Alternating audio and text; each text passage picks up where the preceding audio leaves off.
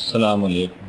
رمضان میں بھی اور اس کے علاوہ سال میں دیگر مواقع پر بھی یہ عام تجربہ ہوتا ہے کہ بعض اوقات عبادات میں دل لگتا ہے، عبادت کا موقع بھی ملتا ہے۔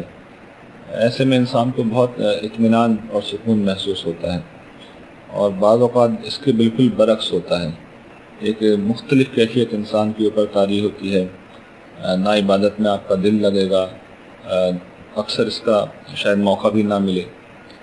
یہ کیفیت بھی بڑی قیمتی ہو سکتی ہے۔ عام طور پر لوگ اس میں بے اطمینانی محسوس کرتے ہیں، لیکن سمجھانا یہ مقصود ہے کہ یہ کیفیت بھی بڑی قیمتی ہو سکتی ہے۔